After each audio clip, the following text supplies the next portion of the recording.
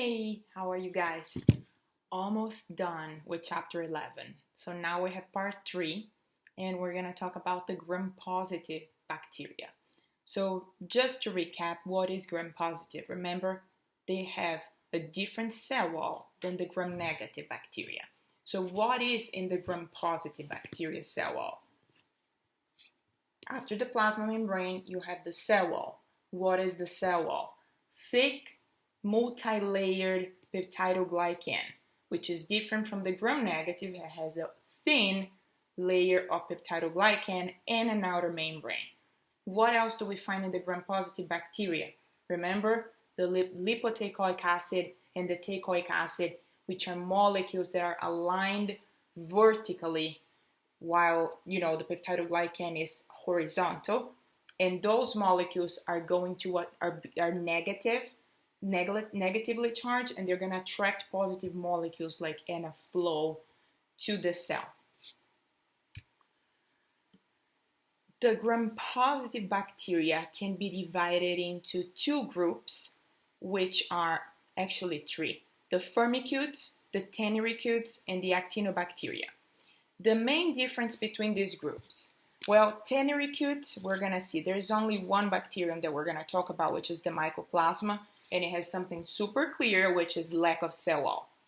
The difference between firmicute and actinobacteria: presence of G plus C. What is that? Guanine, cytosine in the DNA. So they counted what was the frequency of GC, right? G that binds to C in the double-stranded DNA of this bacteria, and they found out that the frequency is lower in the firmicutes than in the actinobacteria. That's how they divided these two groups, okay? You're like, why do we need to know this? No. And yes, because I'm trying to explain to you how you divide groups that you cannot talk, of microbes, where you cannot talk about how many legs, how many wings, does it have hair, because they're all one cell type of microbes, right? So that's why I'm explaining. I think it's important, okay? So let's start with the firmicutes. Clostridium. Clostridium are bacteria that are obligate anaerobes, okay? As obligate anaerobes, they need to be in the absence of oxygen. Usually in soil, they live like really deep in the soil, so they're not so exposed to oxygen because they do die, right? They also form endospores. It's a very clear and relevant feature for Clostridium. And species that are included in this genus are Clostridium tetani, that causes tetanus, Clostridium botulinum, that causes botulism, Clostridium perfringens, and Clostridium difficile. They both cause intestinal disease, and Clostridium perfringens also cause gas gangrene that we're going to talk about later. And this is an endospore here formed by a Clostridium.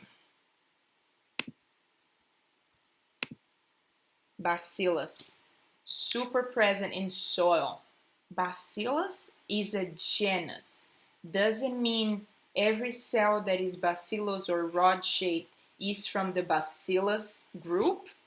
No, it does not mean that.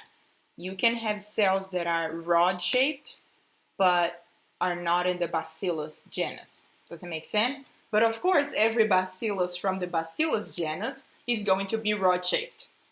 Okay? What else? They form endospores also. They love the soil. It's easy to find this bacteria on the soil. And then there are some species that we mentioned here. Bacillus anthracis causes anthrax. So I don't know if you ever heard of, the permafrost in the poles, is where, the soil is frozen and bacteria freeze there. And if they don't form endospore, they just die. But if they form endospore, they can survive the harsh temperature change and they stay as endospore in that frozen soil. If one day people go to look for oil and work there and they start to dig on that ice, on that frozen soil, the bacillus can warm up and come back to life and not be an endospore anymore. And then what's gonna happen? They can infect you and cause disease. You can inhale them. There are different forms of anthrax, but it's a serious disease. And you see in that kind of environment, because the bacillus was frozen as an endospore forever in that permafrost. And one day it's just warmed up and it's like, okay, now I can infect somebody. Okay, so that's one of the issues. Bacillus cereus is usually, I think I mentioned to you this before, contaminates rice, infects the rice. And if you eat rice, and remember they form endospore in the rice, so even if you heat the food, the endospore may still be there, just latent. And then when they enter your body, they feel like warm and nice, and then they go back to life and can cause intestinal infection. Bacillus cereus. Now, let me see if I want to tell you anything else about that. I think that's it. Now let's talk about Staphylococcus. So let me see if I have a picture here for you. So this is the bacillus that I told you. That's the endospore that is formed. But I wanted to show you this. This is the Staphylococcus. Do you see how the Staphylococcus looks like a grape cluster arrangement? So they're cocci, right? Round cells. My pen is crazy today. It's not working. Let me see if I try again. You see the round cell here? Oh, it's not working, guys. Okay. It's the internet. So these little cells form like a cluster, right? That looks like a grape cluster. So this is very typical of Staphylococcus. Actually, Staphylococcus means this arrangement in a cluster, okay? What type of Staphylococcus do we have? We have Staphylococcus epidermidis that is present in your skin, usually part of the microbiota of your skin, and it does not really cause disease unless in a situation where the immune system is low. And in that case, you can have some type of infection by it. The one that mostly causes disease and is also part of the skin microbiome is the Staphylococcus aureus. So Staphylococcus aureus is yellow. That's why aureus from gold. So it's a yellow pigmented bacterium. That is, remember, all the Staphylococci are halophiles, so they like salt. They survive in salt. So where do they usually grow? On our skin and nasal secretion, okay? Diseases that they cause: impetigo, boil, sty. They can also be involved in diseases like necrotizing fasciitis, which is mostly caused by strep, but you can have staph in that type of condition also. What else I want to tell you about Staphylococcus? So they're part of your skin microbiota, but they can get into your hair follicle and, proliferate there and cause disease. There are other conditions that can also be caused by Staph aureus that we're going to talk more later, but they can cause even more serious diseases than this that are more systemic, like toxic shock. Okay, there are some strains of Staphylococcus that can produce toxic shock toxin, and those toxins are super dangerous. And since this microbe thrives in dry environments, there are some situations where they could grow in your body that we're going to talk later. I don't want to give you too much information now, just not to fill your head with all this all at once. You see, they also produce an enterotoxin. That's another characteristic of Staphylococcus. We're going to learn more about toxins later. when we talk about mechanisms of pathogenicity. Chapter 15. Lactobacillus. Lactobacillus is one bacterium that, remember, ferments sugar, ferments lactic acid, ferments lactose, produces lactic acid. Lactic acid is acidic, usually helps to keep other microbes away that don't like that acidic environment. What else I want to tell you here? Lactobacillus are aerotolerant, so they do not use oxygen. They are anaerobes, but they don't die in the presence of oxygen because they have those enzymes that degrade the reactive oxygen species. Okay. Now, what else I want to tell you? Lactobacillus is present usually in the microbiota of vagina. I think I told you this before. Intestine and mouth. Okay. Lactobacillus is used to produce yogurt and pickle. Remember, yogurt and pickle are sour, and that acidity, that sour taste, comes from the lactic acid that they produce by fermentation. Streptococcus is also from the Lactobacillus family, and Streptococcus is important, very important in many different diseases. So remember, Streptococcus, the shaped Streptococcus that gives this name is a chain. I have a picture here for you. It's a chain of cells. So you see here, one cell, two cells, so they make a chain. Okay, instead of a cluster like a little grape cluster, they make a chain. Streptococcus, but the cells are still round. They produce enzymes that destroy tissue, so they are famous for that disease that is called necrotizing fasciitis that we're going to talk about later. These enzymes that they produce can trigger a very exacerbated response from the immune system, and that also helps to destroy the tissue. You'll see pictures of that, and I'm going to prevent you from getting shocked because it's pretty ugly to look at. So there are two main classes of Streptococcus, the beta hemolytic and the alpha hemolytic, or the non-beta hemolytic. So when we talk about the beta hemolytic, they are able to fully digest red blood cell.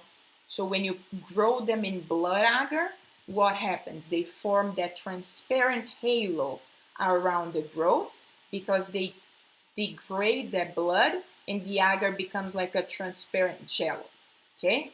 So Streptococcus pyogenes is the group B Streptococcus, and it is important for these features, for fully digestion of blood. So I call them vampires, right? Because they eat blood and they digest the blood. The alpha hemolytic, like the Streptococcus viridans or the mutants or the pneumonia, they all are non-beta hemolytic, or here you can call them alpha hemolytic.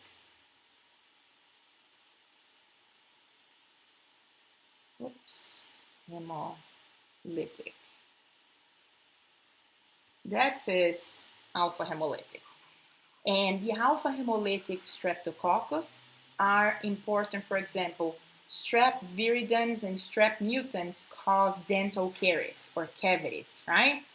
Strep pneumoniae is important in causing pneumonia, but also meningitis.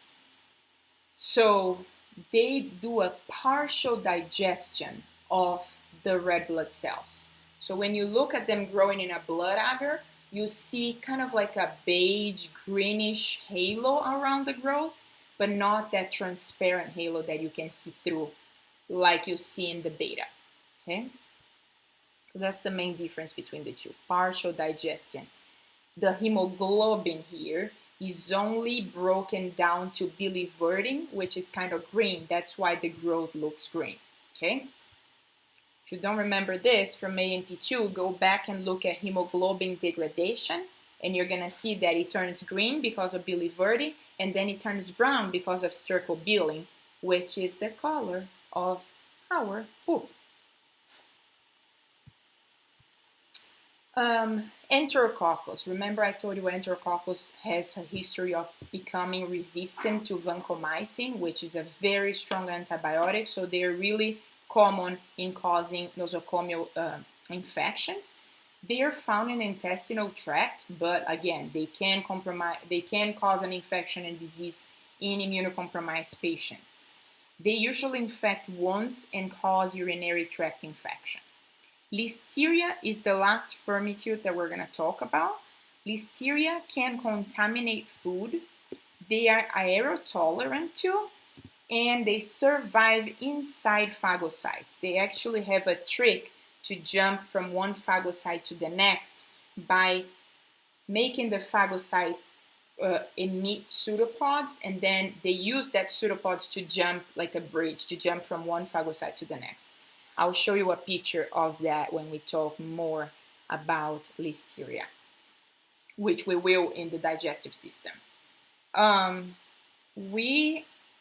wanted to tell you something. So Listeria grows in fridge temperature at 4 degrees Celsius. So they're very typical of causing intestinal diseases.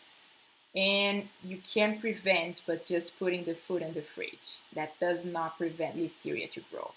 So it's important, for example, when you're eating food that deli meat that stays in the fridge for a long time, or raw fish, they can transmit Listeria. Okay? So now, Mycoplasma thallus, which is the mycoplasma. They are still included in the firmicutes, but their name of their group is Tenericutes.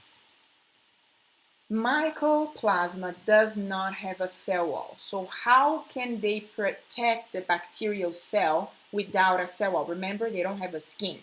So what is the protection? There is a steroid type of molecule in the plasma membrane of these bacteria that makes them more resistant, that makes the plasma membrane firmer, okay? And they're super tiny. They're so tiny that a lot of times pneumonia caused by mycoplasma is confused, mixed in diagnostic-wise with viral pneumonia, okay? But they cause a mild type of pneumonia. It's also called atypical pneumonia. That's a mycoplasma bacteria. And now we're going to talk about the actinobacterium. So actinobacteria, the first gen, so it's the high GC in the DNA, right? So the first one we're going to talk about is the Mycobacterium. What do you remember about Mycobacterium? First, Mycobacterium can cause pneumonia, right? What am I saying? Can cause tuberculosis. I thought about lung. And tuberculosis is a disease that ends up being chronic because it forms those granulomas inside the lung. And one of the things that makes this disease chronic is here. The fact that on the cell wall, there is a layer of mycolic acid, which is a waxy and water-resistant molecule. So the presence of mycolic acid is what makes this bacteria be called acid-fast. Remember that they are acid-fast positive bacteria. So that means these bacteria are going to be able to cause diseases that are more chronic. The same way if you think about lepra, the Mycobacterium leprae is also one, whoops, my pen is going crazy here, is also one that is going to be important it's going to be a type of disease that becomes chronic, okay?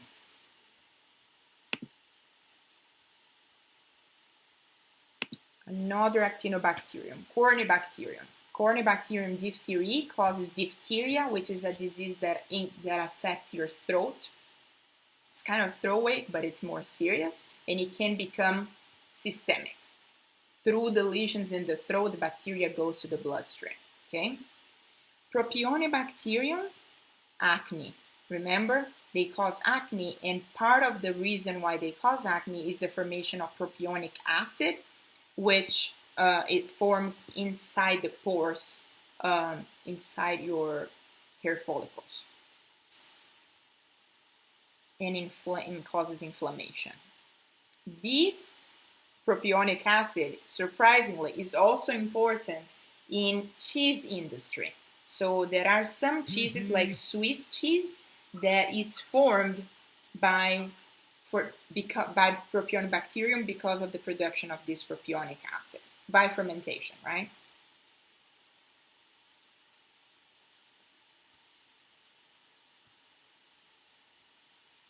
Streptomyces and actinomyces, you see how they have myces in the end of the name?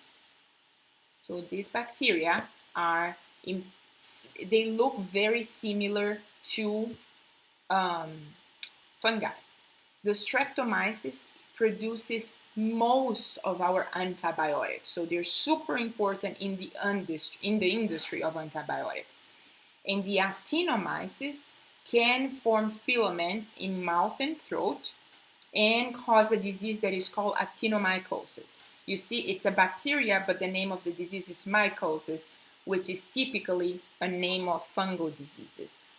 Kind of weird, right? So it's kind of like, deal with it, because they are, you see, this is the streptomyces. They form filaments that make them look like fungus. They even call this conidiospore, which we're going to learn is a structure from fungi. But they're not. And how do we know that they're not? We know because they don't have nucleus inside the cell. So it's not a fungus. It's not eukaryote.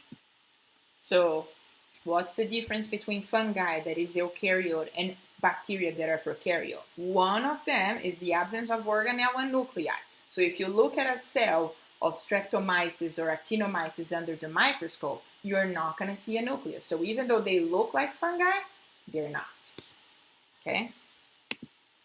Nocardia is the last one. Nocardia is also acid-fast, so it has mycolic acid around the cell wall, and they can cause pulmonary infections. Now, let's talk for 1 minute about archaea.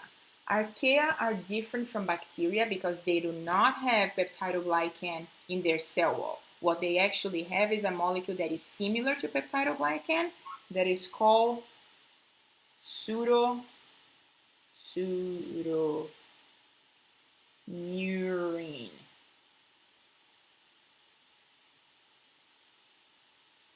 Okay? This molecule is what makes their cell wall. What are the three main groups that we mention when we talk about archaea? The halophile that require a high salt concentration, the thermophiles that require a high temperature to grow over 25 degrees Celsius, and methanogens that produce methane. There are studies more recently showing that archaea, even though they like extreme conditions, they could live inside our body. These studies are not super conclusive about types of diseases that they cause, so we usually don't really mention archaea as pathogenic. This is how archaea, some type of archaea, looks like.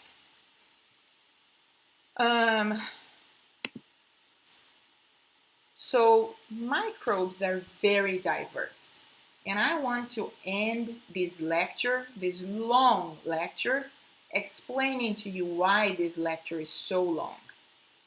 It says PCR indicates up to 10,000 bacterial species per gram of soil. You see this? What am I trying to tell you here? I'm trying to tell you that they are everywhere and they are super important.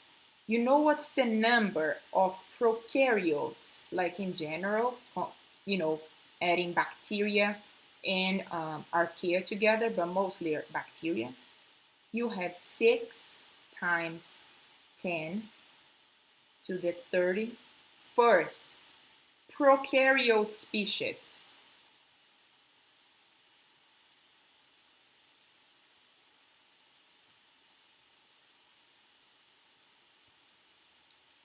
That have been described. So you're like, what? We're gonna need to know this huge table with all these names? Think about what percentage of bacteria from all the bacteria that exist we are actually talking about. It's a super small percentage. We're just scratching the surface of this. Okay, we're looking at a little tip of a huge iceberg. Okay, so even though it looks like a lot, we're just being superficial about what they are and how they behave and what diseases they cause. Okay, because this is much more extensive than what we're talking about here. Okay, that's it for chapter 11. Study this hard. Make sure you have your tables complete to use during the exam, and I will talk to you soon. Bye.